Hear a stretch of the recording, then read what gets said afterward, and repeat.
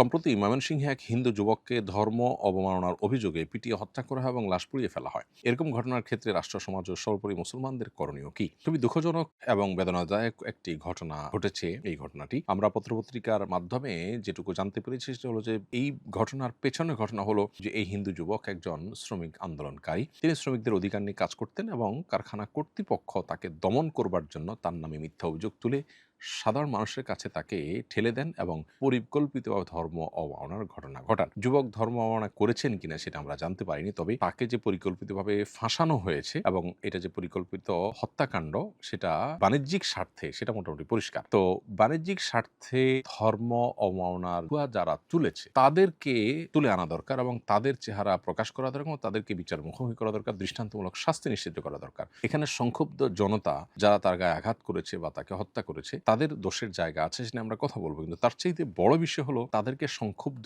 করেছে যারা এবং এটাকে সাজিয়ে পরিকল্পিতভাবে ঘটনাটা ঘটিয়েছে যারা, সেই নেপথ্যের নায়কদেরকে মূলত বের করা দরকার এবং তাদেরকে মূল শাস্তিটা দেয়া দরকার। সেই সাথে আমাদের মাথায় রাখতে হবে কোনো ব্যক্তির নামে ধর্ম অবমাননার অভিযোগ উঠলেই তাকে পিটিয়ে হত্যা করে ফেলতে হবে, ইসলাম এমনটি আমাদেরকে বলেনি। আমরা যারা ইসলামের নামে এই কাজটি করছি তারা ভুল কাজ করছি। কারোর ব্যাপারে কোনো অভিযোগ উঠলে সেটি প্রমাণিত হওয়ার আগ পর্যন্ত আমরা আইন হাতে তুলে নিয়ে সেটা কার্যকর করা বা কার্যকর করতে উদ্যত হওয়া, এটা আমাদের ভুল অ্যাপ্রোচ। এটা ইসলাম আমাদেরকে কখনো বলেনি। একজন ইসলাম জানা মানুষ কখনো এটি করতে পারেন না, বরং এটি প্রমাণের জন্য অপেক্ষমান আমাদেরকে থাকতে হবে। প্রমাণিত হওয়ার পরও সেখানে আর কোনো অপশন আছে কিনা, সে লোকের মাথা ঠিক ছিল কিনা বা সে লোকের পেছনে অন্য কোনো ইন্টেনশন ছিল কিনা, আমরা অনেক সময় ঘটনার পেছনের ঘটনা থাকে, সেই বিষয়গুলোকে পরিপূর্ণভাবে বের করে তারপর তার বিচারের উদ্যোগ এর দিকে আমাদেরকে যেতে হবে। আর দ্বিতীয়ত কথা হলো যে কোনো মানুষকে কোনোভাবে জীবিত হোক আর মৃত লাশ হোক পুড়িয়ে হত্যা করার তো কোনো সুযোগই নেই। নবী সাল্লাল্লাহু আলাইহি ওয়াসাল্লাম বলেছেন, লা ইউআযযিবু বিন-নার ইল্লা রাব্বুন নার।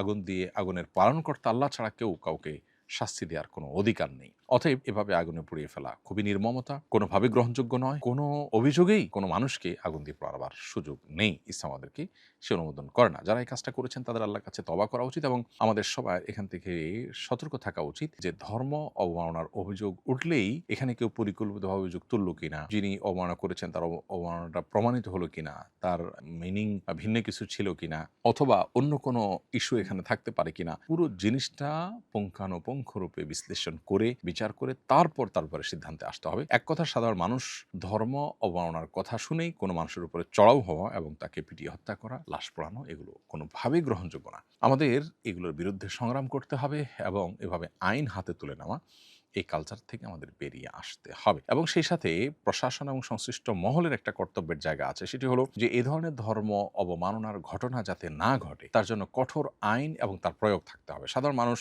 তাহলে সেক্ষেত্রে আইনের হাতে আসামিকে বা অভিযুক্ত ব্যক্তিকে তুলে দিবে এবং তিনি দোষী হলে বিচারের মুখোমুখি হবেন, নির্দোষ হলে তিনি বেকসুর খালাস পাবেন।